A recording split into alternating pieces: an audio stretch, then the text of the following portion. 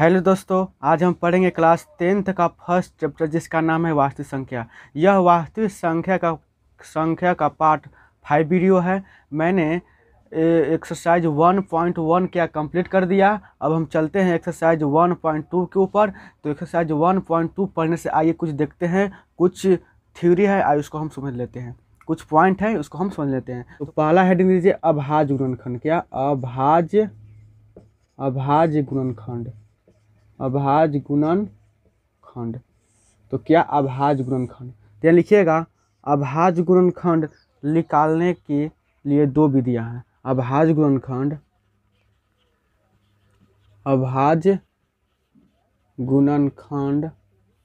निकालने की दो विधियां हैं। दो विधियां हैं। पहला क्या है? पहला आपका हो जाएगा भाग विधि। क्या?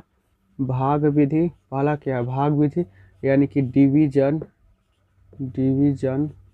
मेथड।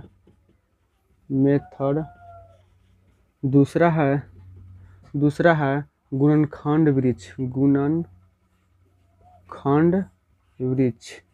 क्या? गुणनखंड वृक्ष, यानी कि फैक्टर ट्री।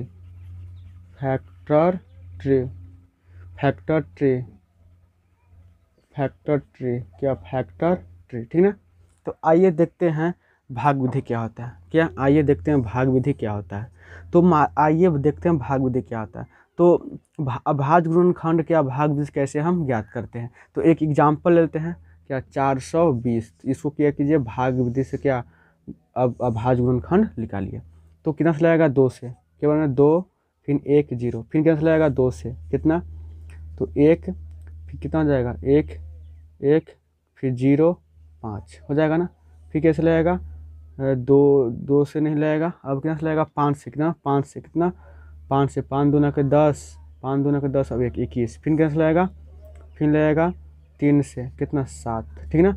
अब लगेगा? नहीं लगेगा। तो इसीलिए 420 से फैक्टर क्या आ गया? 2 गुने 5 गुने 3 गुने 7।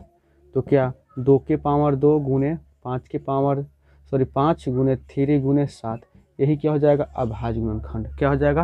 अभाज्य गुणनखंड किसका? भाग विधि रहा है, ठीक ना। चलिए दूसरा है क्या? दूसरा है फैक्टर ट्री। दूसरा क्या? फैक्टर ट्री, यानी कि गुणनखंड वृक्ष। क्या है? गुणनखंड वृक्ष। तो आइए देखते हैं गुणनखंड वृक्ष क्या होता है। तो देखिए गुणनखंड वृक्ष क्या होता है। जैसे एग्जाम्पल लें 420, इसका फैक्टर कीजिए। क्या कीजिए? इसका फैक्टर कीजिए। तो कितना से लगेगा? तो लगेगा 2 से। कितना से लगेगा? 2 से। तो कितना आएगा फैक्टर करके? 2 1 0, है ना जी। फिर बोलिए कितना से लगेगा? फिर लगेगा 2 से। कितना आएगा? 1 0 5। फिर कैसे लगेगा? फिर लगेगा 5 से। कितना आएगा? 5 दूना के 10 और 1 21। फिर लगेगा कितना से? 3 से। कितना आ जाएगा? 7। तो यही इसी को क्या बोलते हैं? इसको क्या बोलते हैं हम? गुणनखंड वृक्ष। क्या बोलते हैं इसको? क्या बोलते हैं हम? गुणनखंड वृक्ष। तो लिख दीजिए 420 के क्या आया है? 2 गुने 5 गुने 3 गुने 7, यानी कि 2 के पावर 2 गुने 5 गुने 3 गुने 7। यही किसका हो जाएगा? इसका राइट आंसर हो जाएगा। तो आपको कुछ समझ में आ गया। भाग विधि यानी कि अभाज्य गुणनखंड विधि निकालने का दो विधियां। पहला क्या? भाग विधि समझ में आ गया, और दूसरा क्या? गुणनखंड विधि यानी कि फैक्टर ट्री आपको समझ में आ गया। कोई दिक्कत? अब आइए, अब हम आते हैं HCF और LCM की ओर। क्या आते हैं? HCF और LCM साफ कर देते हैं। चलिए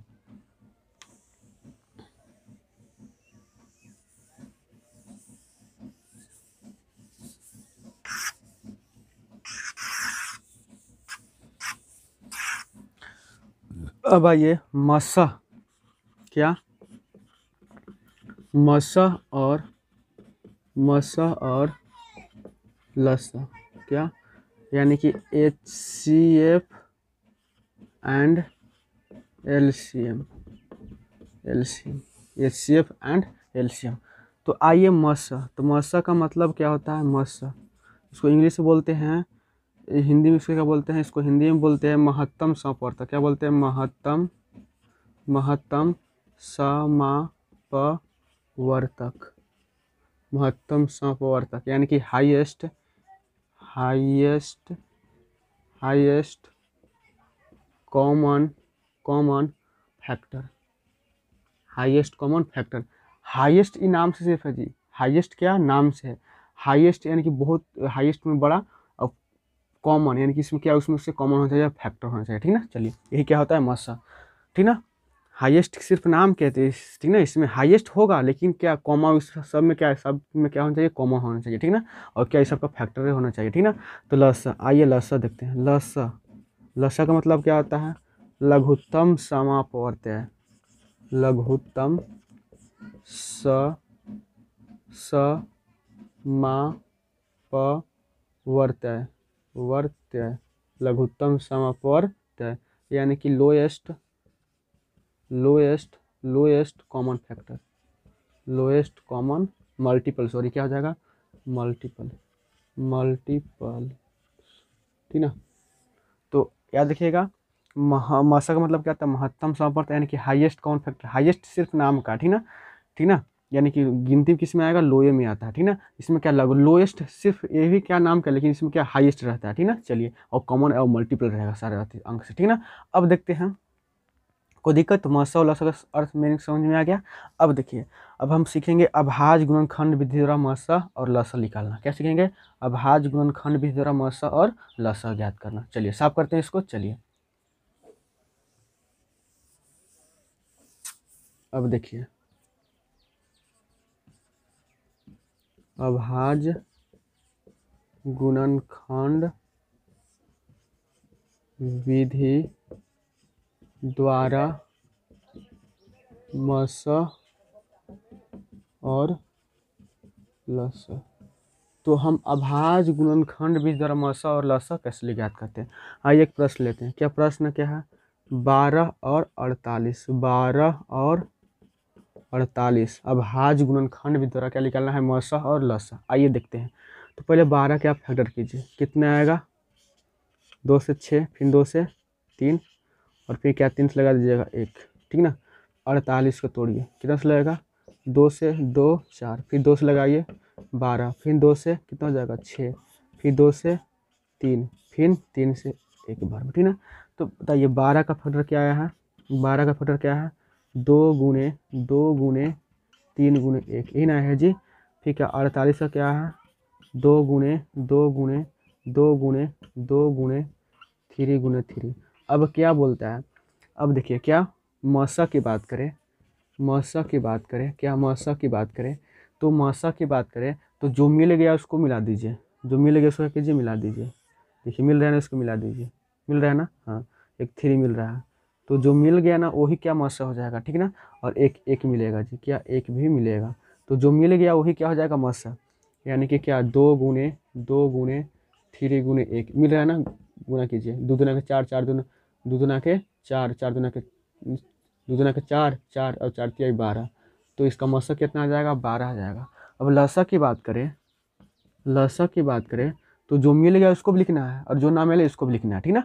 जो मिल गया उसको भी लिखना है, और जो ना मिले उसको भी लिखना है, ठीक ना। चलिए, तो क्या में 2 मिल गया, फिर 2 मिल गया, फिर 3 मिल गया, और फिर क्या 1 मिला है, और फिर क्या मिला, नहीं मिला हुआ, नहीं, फिर 2 नहीं मिला हुआ है, और फिर क्या 2 नहीं मिला हुआ है, फिर क्या 3 नहीं मिला हुआ है।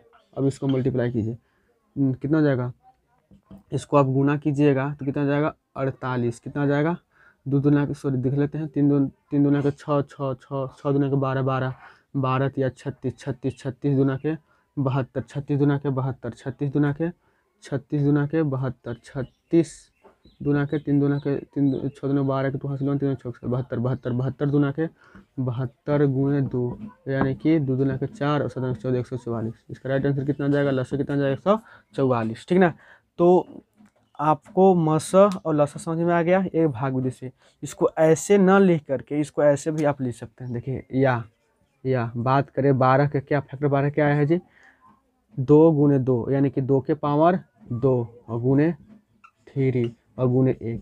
फिर क्या 48 से क्या आया है जी, 48 से क्या आया है, 48 से क्या है, 1 2 3 4, यानी कि 2 के पावर 4 गुने 3 के पावर 2 गुने 1। तो मसा की बात करें यानी कि HCF की बात करें, HCF की बात करें तो क्या हाईएस्ट क्या होना चाहिए, हाईएस्ट हाईएस्ट होना चाहिए और कॉमन होना चाहिए। तो हाईएस्ट हाईएस्ट होना चाहिए और क्या होना चाहिए, कॉमन होना चाहिए। तो हाईएस्ट सिर्फ नाम से है, ठीक है, इसमें हाईएस्ट नहीं लोएस्ट चलेंगे, क्या लेके चलेंगे, लोएस्ट। तो सबसे छोटा पावर देखिए, सबसे छोटा पावर क्या है, दो, ये क्या दो एन है जी, तो क्या हो जाएगा, एन है सबसे छोटा पावर, इसकी क्या 4 है, यहाँ कितना है 2 है, तो क्या लेंगे, सबसे छोटा पावर लेंगे। मौसम में क्या हाईएस्ट सिर्फ नाम का, ठीक ना, उसका कोई काम नहीं, हाईएस्ट वहाँ आता है लोएस्ट में, ठीक ना। चलिए, तो क्या सबसे छोटा पावर क्या है, सबसे छोटा पावर कितना, 2, यानी कि 2 के पावर 2, और इसमें क्या सबसे छोटा पावर क्या है, 3, तो 3, उसको मल्टीप्लाई कर दीजिए। तो क्या 2 दूना के 4 और 4 तिया 12, तो मौसम क्या आ जाएगा 12। एलसीएम की बात करें, एलसीएम यानी कि लसा की बात करें, तो लसा की बात करें तो क्या लोएस्ट, तो लोएस्ट ये नाम से, इसमें लोएस्ट नहीं हाईएस्ट ले चलेंगे। तो हाईएस्ट कौन है, 4, यानी कि 2 के पावर 4, और फिर हाईएस्ट क्या है, 3 के पावर 2, उसको गुना कीजिएगा तो कितना जाएगा 144, कितना है 144। तो अब इसको ऐसे भी आप बना सकते हैं, ठीक ना, इसको ऐसे ना लिख करके, इसको ऐसे भी आप इसको लिख करके बना सकते हैं। तो बोलिए कोई दिक्कत नहीं। चलिए एक एग्जाम्पल हम लेते हैं 3 गोला, एक या 2 वाला एग्जाम्पल था, आपके हम लेते हैं कितना 3 एग्जाम्पल लेते हैं, कितना 3 अंक 3 नंबर्स लेते हैं, ठीक ना। चलिए साफ कर देते हैं, कोई दिक्कत नहीं। चलिए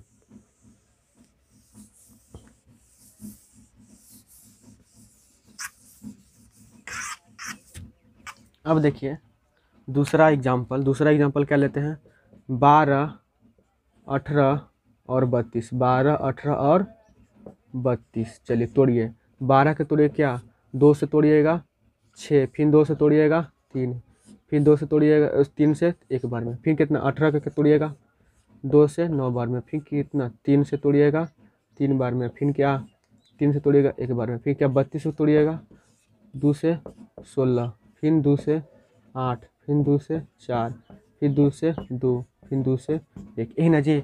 तो आइए 12 क्या तोड़े हैं, तो 12 के 2 गुने 2 गुने 3 गुने 1। 18 के क्या तोड़े हैं, 2 गुने 3 गुने 3 गुने 1। 32 के क्या तोड़े हैं, तो 2 गुने 2 गुने 2 गुने 2 गुने 2 गुने 1, यही ना। अब क्या HCF क्या कहता है, HCF क्या कहता है, जो मिल गया उसको मिला दीजिए। HCF क्या कहता है, जो मिल गया उसको मिला दीजिए। कौन मिला है जी, ये मिल गया, तीनों मिलना चाहिए, क्या किसी मिलना चाहिए, तीनों मिलना चाहिए। तो और एक एक मिल गया, ये नहीं मिला है जी। तो HCF जो मिलेगा उसको मिला दीजिए, तो 2 और 1 मिला, तो HCF क्या जाएगा 2। अब लसा की बात करें यानी कि LCM की बात करें, तो जो मिला उसको लिख लीजिए, जो मिला उसको लिख लीजिए। तो 2 और 1 मिल गया। अब क्या इसमें 2 गो भी मिलता है ना, लसम में 2 गो भी मिलता है तो इसको एक बार लिखते हैं, 2 गो भी मिलता है तो इसको क्या बार लिखते हैं, एक बार लिखते हैं। देखिए तो इसमें भी क्या, यहाँ 2 है और यहाँ 2 है ना जी, तो इसको आप एक बार लिखिएगा, ठीक है ना। इसमें देखिए 3 2 गो मिल रहा है तो इसको भी क्या एक बार लिखिएगा, ठीक है ना। अब कोई मिल रहा है जी, नहीं मिल रहा है, नहीं मिल रहा है, नहीं मिल रहा है, नहीं मिल रहा है। अब देखिए एक और 3 है तो एक और 3 लिख दीजिए, फिर क्या गुने 2, फिर क्या गुने 2, फिर क्या 2। अब इसको मल्टीप्लाई कीजिएगा तो कितना आ जाएगा 288, कितना आ जाएगा 288 से क्या हो जाएगा, राइट आंसर हो जाएगा, ठीक ना। इसको ऐसे न लिख करके इसको ऐसे आप लिखिए ना जी, समझ में आ जाएगा, ऐसे भी आपको समझ में आ जाएगा। तो 12 के क्या तोड़े हैं, 12 के कितना है, 2 के पावर 2 गुने 3 गुने 1। 18 क्या आया है, 18 क्या 2 गुने 3 के पावर 2 गुने 1। 32 का क्या है, 32 का क्या आया है 2 के पावर 5 गुने 1। तो HCF में क्या कहता है, हाईएस्ट, पता ना जी, ये सिर्फ नाम का हाईएस्ट, ऐसा काम कुछ नहीं है, हाईएस्ट वाला काम नहीं करता है, लोएस्ट वाला ही काम करते हैं। तो सबसे लो कम हो, देखिए सबसे कम क्या 2, तो 2 और फिर क्या 1, तो 1, तो ऐसा HCF कितना जाएगा 2। अब LCM की बात करें तो क्या lowest, lowest common multiply, lowest common multiply, यानी कि लो होगा लेकिन इसमें लो नहीं, सबसे हाईएस्ट लेके चलेंगे। तो सबसे हाईएस्ट कितना 5, यानी 2 के पावर 5, फिर कितना है, फिर कितना है 3 के स्क्वायर, फिर कितना 1, गुना कीजिएगा 288, इसका क्या आएगा, राइट आंसर आ जाएगा। तो बोलिए कोई दिक्कत नहीं। तो यही होता है अभाज्य गुणनखंड विधि द्वारा मसा और लसा निकालने। उम्मीद है कि आपको क्लियर हो गया, अरे क्लियर हो ही जाएगा क्योंकि मेरे पास पढ़ रहे हैं, मैथ्स बाय रोशन सर के पास पढ़ रहे हैं, तो आपको क्लियर हो ही जाएगा, ठीक ना। चलिए अब देखते हैं भाग विधि द्वारा मसा कैसे और लसा कैसे ज्ञात करते हैं, कोई दिक्कत।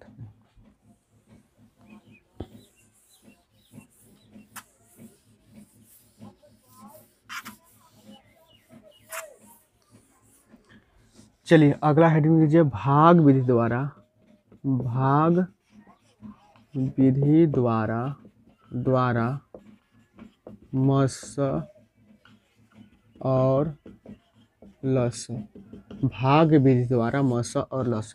तो आप पढ़े होंगे भाग विधि द्वारा मस और लस कैसे ज्ञात करते हैं। आइए एग्जाम्पल देखते हैं, एक एग्जाम्पल लेते हैं हम भाग विधि से। ले लिए कितना 12 और 48, 12 और 48। चलिए भाग विधि द्वारा मस ज्ञात कीजिए। तो भाग कीजिए, क्या कटेगा, 12 48, धरो कट गया जी, 12 48 क्या कट गया। तो मसा कौन हो जाएगा 12, कितना हो जाएगा 12, ये क्या हो गया भाग विधि से मसा। अब आइए भाग विधि से क्या लसा की बात करें, तो भाग विधि से लसा की बात करें तो 12 और 48 का क्या कीजिए एलसीएम ले लीजिए ना, यही ना होता है। चलिए क्या लगेगा 2 से कितना हो जाएगा 6, कितना हो जाएगा, फिर 2 4, फिर 2 से लगाइए कितना 3, फिर 12, फिर लगेगा 3 से 1 और 4। अब लस यानी कि एलसीएम क्या हो जाएगा 2 गुने 3 गुने 4, गुना कीजिए 4 तिहाई 12, 4 तिहाई 12, 12 12 12 दूना के 4 तिहाई 12, 12 24, 24 दूना के क्या 48। इसका 48 का जगह राइट है, इसका आंसर हो जाएगा, ठीक ना। तो आप याद रखिए ना कैसे बनता है। चलिए कोई दिक्कत नहीं। तो मसा और लसा आपको समझ में आ गया ना, ठीक ना। चलिए तो उम्मीद है कि मसा और लसा समझ में आपको आ गया होगा, ठीक ना। चलिए कोई दिक्कत नहीं। चलिए एक पॉइंट और लिख लीजिएगा, चलिए साफ कर देते हैं। चलिए जो हम गुणनखंड विधि द्वारा जो फैक्टर किए थे 48 का, जो 48 और 12 का जो हम एलसीएम निकाले थे गुणनखंड विधि द्वारा एलसीएम, तो उसका क्या गुना करने में क्या गलती हो गया था। तो आप गुना कीजिएगा तो कितना 48 ही आएगा, ठीक ना। तो आप क्या कीजिएगा सुधार लीजिएगा, ठीक ना जी। चलिए अब अगला हेडिंग दीजिए।